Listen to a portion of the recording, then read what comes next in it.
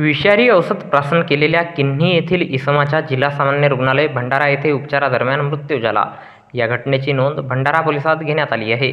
भंडारा जिल्ह्यातील किन्ही येथील ज्ञानेश्वर दाजीबा मांदाडे वय 60 वर्षे याने त्याच्या राहत्या घरी विषारी औषध प्राशन केल्याने त्याला उपचाराकरिता ग्रामीण रुग्णालय साकोली येथे दाखल करण्यात आले।